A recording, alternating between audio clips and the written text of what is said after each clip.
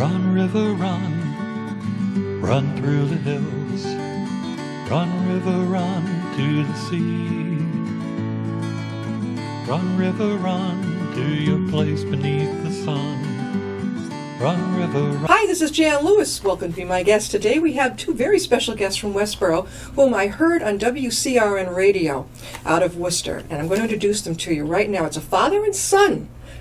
Now, we have Peter Lee right beside me and his son Alex Lee right beside him. They are both hearing instrument specialists, and they have the company known as Professional Hearing Healthcare Associates in Westboro. I got that right. Yep. Okay, I got Yes. that. That's quite an introduction. I was listening to them on the radio, and I said, these two sound fantastic. Having had a problem myself with an ear, it is not fun to go through. I've had quite a few problems with my ear. First of all, Dad, how did you get into this? So I started way back in the early 90s, okay? I was coming off the recession in late 80s, early 90s. I had been involved with a high-tech company. I have an engineering undergraduate background. So a friend of mine whose wife was involved in the industry said, hey, you'd be really good at this. So I gave it a try.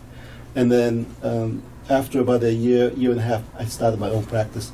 And to be away from the non-compete agreement, I had to travel way outside of Boston, and that's where I located. And so you went Westboro. to a school to learn it, right? Yes. You have There's to a. do that. It's a. They go through their own training. They don't train their own people. But we went through the training, and then they put me out in the field, and I was very successful Yeah. in marketing the hearing aids. Okay, but I wasn't that good at fitting them because that took a very special skill. Right. And so I just, to the next year and a half, worked really hard, and in a very short period of time, because of my background, I became very skilled at doing it. And That's then I amazing. decided, and then there was another gentleman who had more experience. He had about 10 years experience. Said, Yeah. let's go out and do this on our own. And And that was it? that was it. And No, but it's you and Alex, right? now it's me and Alex. Now, Alex, tell us where you were before you joined up with Dad. So I was away in the Peace Corps with, I served in 2011 to 2013, and I went to Albania. So that was a wonderful experience. Spent 2 years there learning about the culture, the language, helping people out. Yeah. Did a lot of business development there. Then when I came back, well, actually before I went, my dad said, you know, with my knowledge and your experience with hearing Yeah. aids and hearing loss, I think you do really great in this industry. So when I came back from the Peace Corps, I said, "Hey, Dad, let's give it a shot. I want to try it." How lucky you are to have your son with you. Alex has his own. Can you share with us your story about your hearing? Yes. So back in first grade, when I was 6 years old, I was first diagnosed with my hearing loss. I had failed one of the screenings. You know how they do the vision Yeah. and hearing screenings. I failed that, and it was just about a year after my dad had started practicing. And so that was just a really interesting coincidence. And so my parents decided to move forward and get me hearing aids. I've been wearing hearing aids for almost all my life. So you would, without your hearing aids, would it be a total? No, it's not total. I have a mild loss in my left ear, and then probably more of a moderate loss in my right ear What now. caused it, Alex? We're not really sure. It's You're not sure yet. idiosyncratic. Yeah. So as a parent of a hearing impaired child, Exactly. you kind of go to children's hospitals, Mass Eye, you go to all the major institutions. We did that for about 8 to 10 months before everybody got to go through all their tests. And it was never explained to us. It was sort of one of these idiosyncratic things that happen. So one of the things that people don't understand is hearing is so important in learning. Oh, yeah. People who are hearing impaired, they're learning, it becomes a learning disability because they can't hear. And the teacher doesn't understand, maybe, right? They think you're just being negative. They think you're not paying attention. Yeah. You're being, Difficult. difficult. Yeah. And I ask you to do this, and then you won't do anything. So Yeah. it becomes a really problematic in the lower grades. But I actually noticed, once we knew he had a hearing loss, I noticed it on the soccer field as a soccer coach. So a child would get injured, and the coaches on the side would say, all the players down, and everybody sit down. And then Alex would not sit down because he didn't hear, Didn't hear. because he's at a 20 or 30 feet distance, and I would have to run out halfway across the field. Alex, sit. down. And he gets his attention, he sits in it. So that's what happens, is that it's not that he can't hear, he does hear. It just has to be a little bit closer. You need to cut away some of the background noise, and all the other things that people with hearing problems have. Background noise, restaurant, people don't face him. If you face him, he does better because you get a chance to read the lips. And that's what the teacher said. Even when they found out he had a hearing loss, they didn't know it, but they said he was always very attentive. Yeah. So compared to the other 20 Watching. kids, he was always facing getting their attention. So He knew to watch people. Yeah. He knew. he you already- compensated. You Yeah. compensate. It's just a Yeah. natural thing that you do. And so, so we got them hearing aids, and then in the classroom they got speakers across all four corners, and the teacher spoke into a lapel mic. So that was an assistive device, So that was good for you, right? Oh, it was okay. great. That was good. Yeah. Okay. and that was important because now all of a sudden the teacher's voice is elevated above all the other din around the room, Yeah. and almost virtually every teacher in elementary and middle school would say, "Gee, I don't know why we don't invest in this for every classroom because every student does better because it just gives my voice a more pronounced audibility for everybody in the whole class." So Peter, you and Alex, your organizations, you're located over in Westboro. Where are you over there? Okay, we're located at 33 Lyman Street in Westboro. You can reach us at phone number 508-366-8686, or we're at the web at prohearinghealth.com. So PRO. people come to you if they need a hearing aid. They've already been to the doctor, or will they come to you right off the bat? When do they come to you for the hearing aid test, or We get people coming to us in many different directions.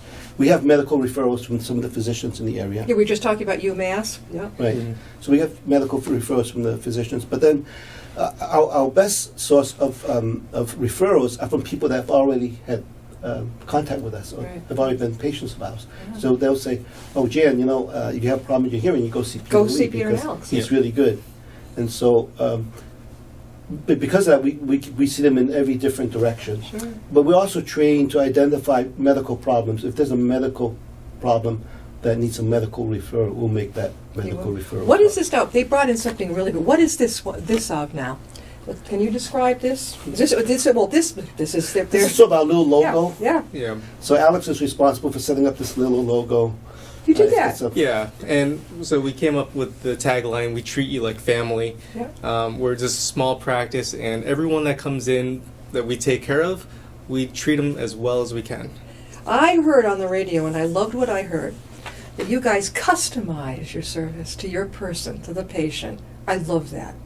Any time that you take that person's personality and you customize it to them, the service, you can tell the warmth with you two. It just radiates, and they enjoy what they're doing, right? Yeah. I can just tell. Now you brought. Can you tell us about this? Some of the things that go wrong in the ear. Hold that right up. Alex, you can tell us if you want. I'll let you do that, Deb. Okay. Well, anyway, typically there are two different types of hearing loss. There's sensory hearing loss and conductive hearing loss.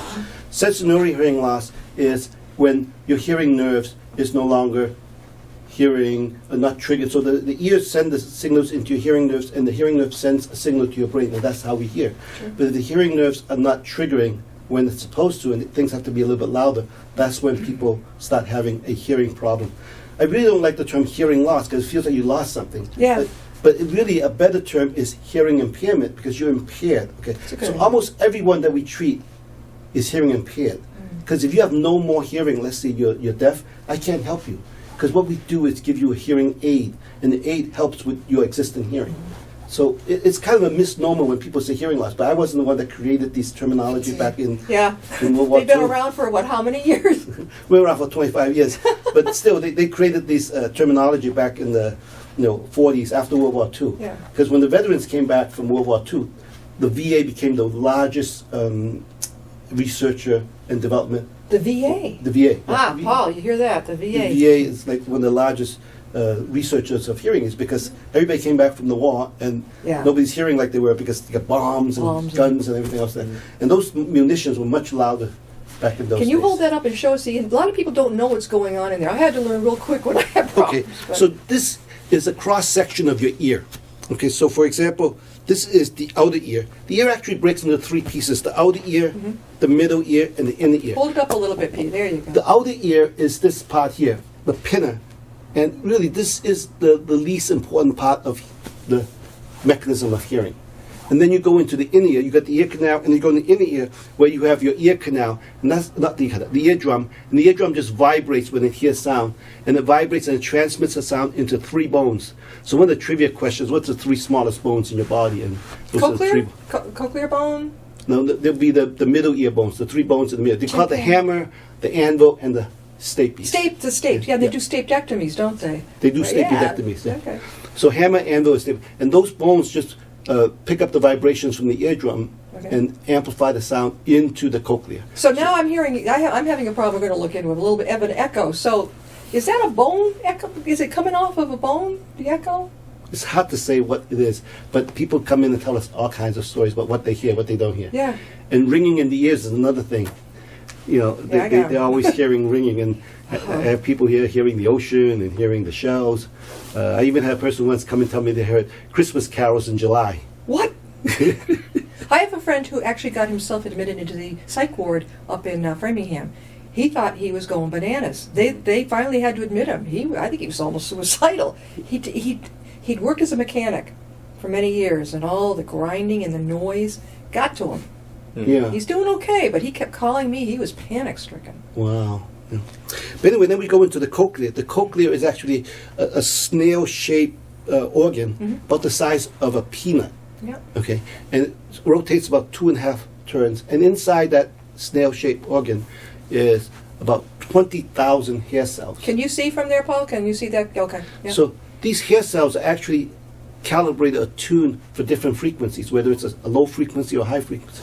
And when it hears the frequency that it's tuned for, it sends an electrical signal to the brain, and that's why we hear. That's the mechanics of the sound transmitting into the ear. Now I had a mastoidectomy.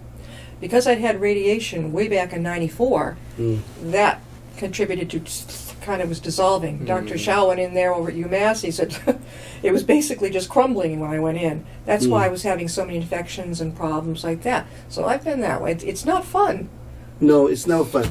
And Alex talks about how hearing difficulty stays with you all the time. Yeah. You can never get away from it. Yeah, this is a thought that I just had rather recently. I was taking a shower, and like all good thoughts that come to you Yeah. happen in the shower. Yeah. And I realized that once you have a hearing loss or hearing problem, it's with you your entire life. And you can either choose to do nothing about it, or you can do something to empower yourself and help overcome any difficulties that you have. So some people, they'll find that they only have hearing difficulties when they're in background noise. But even in quiet, they might not notice those difficulties, but they are still there. Yeah. Does that make sense? And so even with the use of amplification or hearing aids, they can help us do better, but we can never restore people back to normal. We can only improve what natural existing hearing we have. I know in a restaurant, you could relate to this. If I had forgot to wear that little gadget that I have since the mastoidectomy, I could hear pretty okay out of this ear. But the noise in the restaurant, trying to hear someone I'm sitting opposite, I can hear them, but I don't know what they're really saying. So I've been known to take a napkin, squish it up, and squash it in there if I forget cotton, and kind of muffle the sound behind me. Then I can get it more. Go figure. But I muffle the sound of everyone else around me, the clattering dishes and all that stuff. And then I can, for some reason, hear that person better.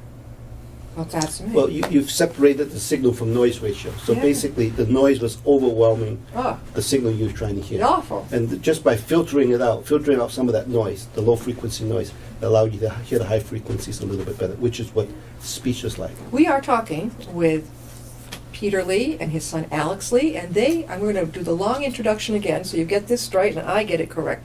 They are professional hearing healthcare specialists, okay? Hearing instrument specialists. And their company is called Professional Hearing Healthcare Associates. They are in Westboro. What number Lyman Street?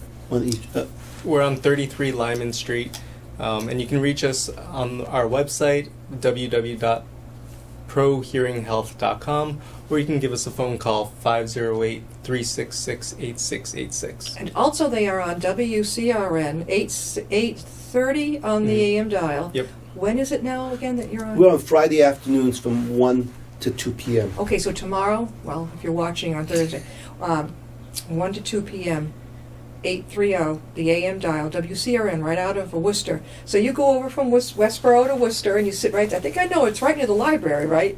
No, it's right on Route 9 next to the The Chick-fil-A. Filet. Well, what's the one that's down? I thought it was located, maybe they moved, near the Oh, library. they could have moved. I don't know. We Hank only know Stoll's the used to last- be over there. Yeah, Hank Stoll's Yeah. was a morning, yes. Yeah, okay, I think they used to be near the library, near the town, the big town So, city hall. so not everybody can get 830 on the AM dial, but everybody can get internet. And you can get our broadcast on the internet How live. do they do that?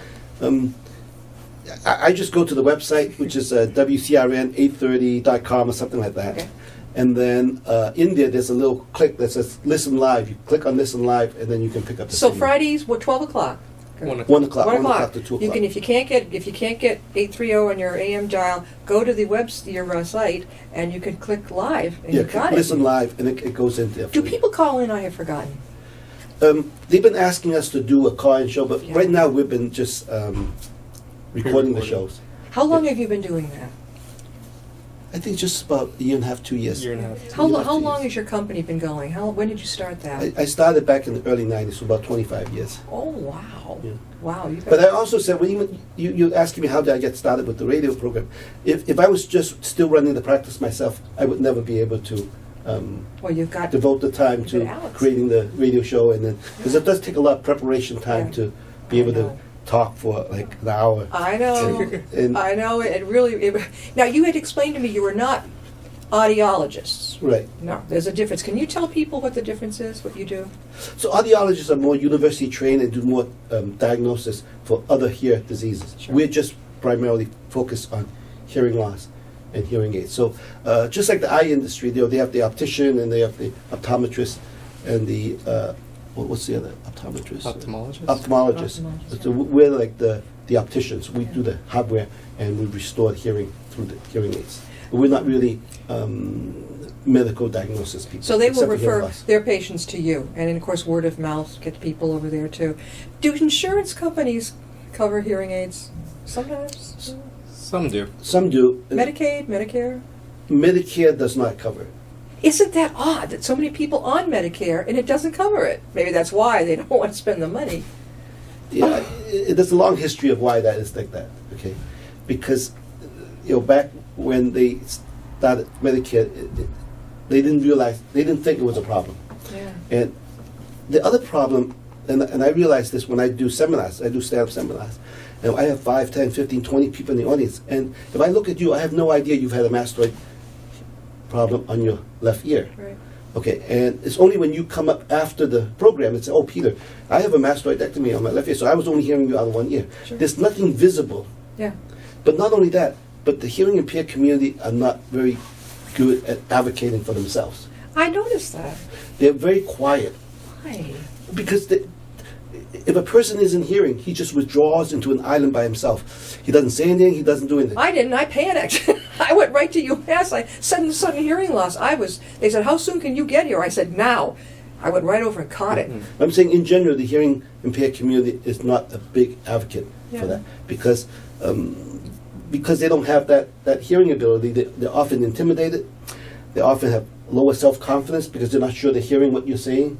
There's a lot of psychology that gets behind psychology of the hearing impaired. Do you see that a lot too, Alex? Oh. Dad sees? Oh, You see- definitely. you see that too. I experience it myself. Yeah. You don't even have to be having that much hearing loss to experience these feelings of feeling left out, or sometimes you'll question yourself because you're not sure if you heard properly. Yeah. I mean, usually you can hear most of what's said, but then it's only the little bits. But those little bits, sometimes you're self-doubting, and you're like, "Oh, I don't know. I don't And know." you're scared. You don't want to ask someone to keep repeating Mhm. Exactly. because you know you're going to irritate them. You know. Yeah. Right, and Yeah. and you don't want to appear slow or dumb. Yeah. Right. If you always ask someone to repeat over and over, we had a patient that was like that, and her daughter was. She noticed she had to keep repeating things Yeah. over and over, and she thought something was going on up here. It turned out that she wasn't hearing properly, Right. and that's why she had to keep repeating herself.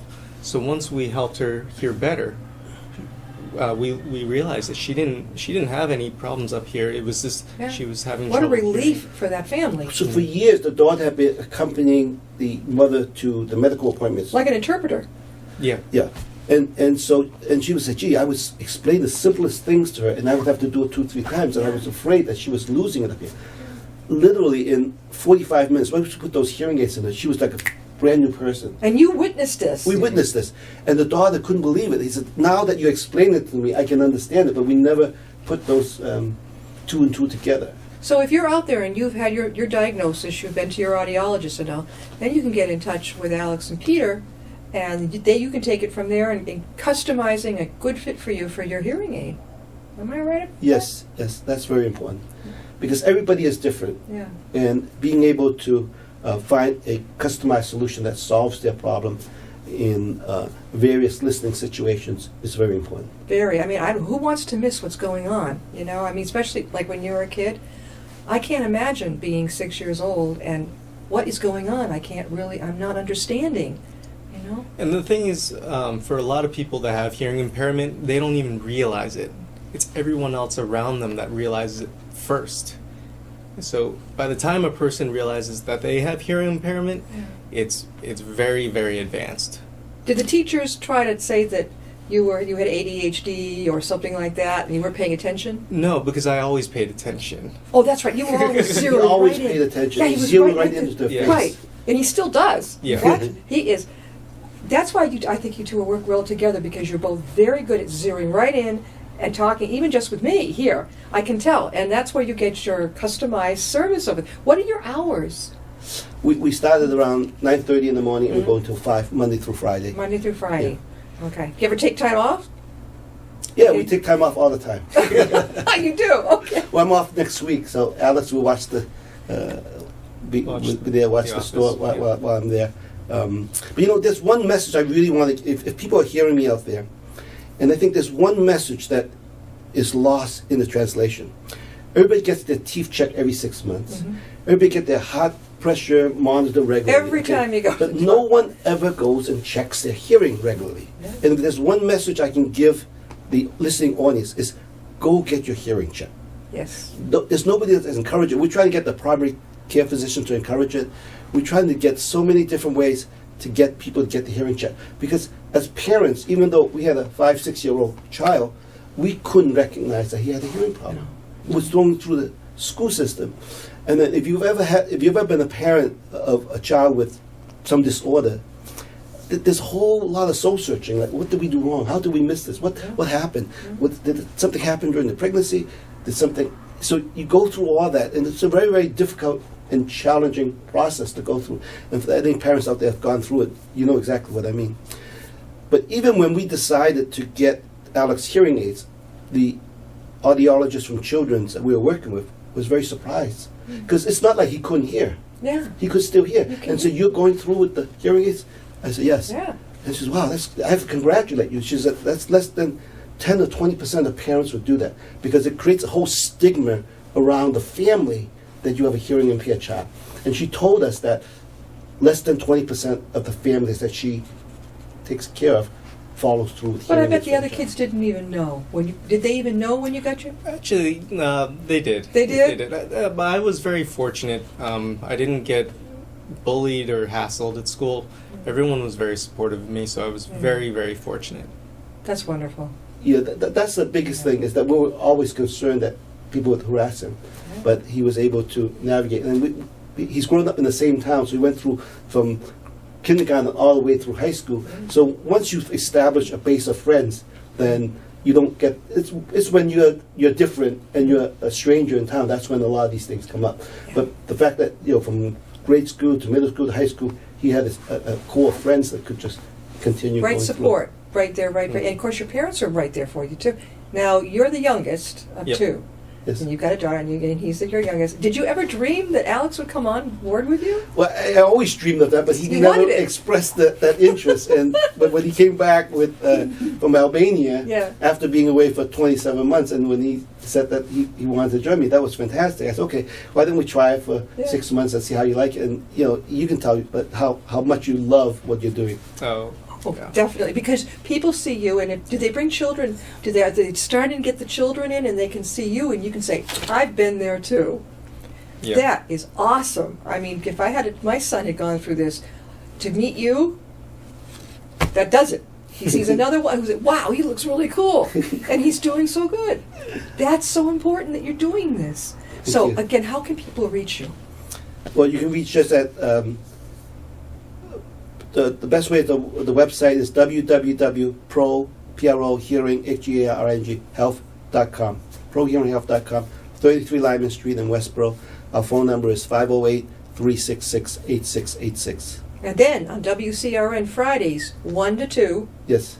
that's 8:30 on the AM dial. But they can reach you they can watch the show You can watch the show. Yes. right there online. Right. You can listen to the show right there online. Just go to the website like WCRN830.com, and there's a button right on the homepage, right on the top of the sentence says "Listen Live." You click on that button, it takes you right to. You guys are doing Okay. a wonderful service. I want to thank you for being on the show and get you back on again, because you are 100% right. You go to the doctor's office, right? They don't ask you how your hearing is. They don't send you to go get it done. You're lucky if you get it in school. Let me quote one statistic. Sure. Okay. By the time you reach 55, okay, a third of Americans, by the time they reach 55, have some form of hearing impairment. Do you think a lot And of so- it's hereditary? Do you think? Some of it is hereditary, Yeah. but a lot of it is noise related from the service or people who carpenters, plumbers, the people in the noisy Headphones. industry. I used to listen to rock and roll in headphones. Headphones. So there's a lot of causes Yeah. of hearing loss, but it doesn't matter what caused it. Yeah. The problem, it challenges you the same way. So get your hearing checked, and if you have a problem, please get some assistance, because see it's a them. big problem. In fact, they've actually linked hearing difficulties with early mild dementia. When I come back next time, I will talk to you about that study. Yeah. The landmark study, 2011, Johns Hopkins.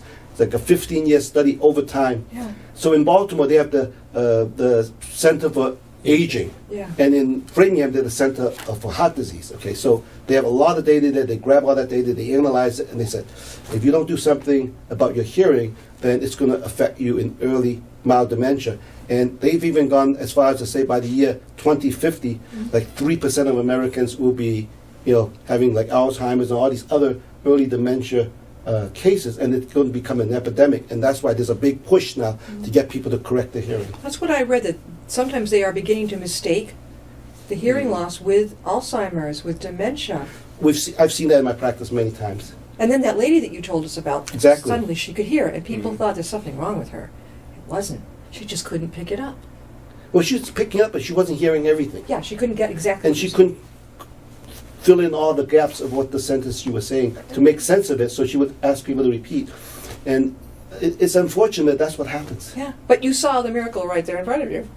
Yeah, we see it almost every day coming in. There must be a big Someone- smile on the person's face, like, "Ooh, I can hear now," This is what gets me up every morning, is being able to take care of people like this and, Yeah. and restoring to them, connections that they've been missing for so How long. lucky we are to have this father and son team right over in Westboro. They can help you get just the right customized hearing impairment Solution. solution.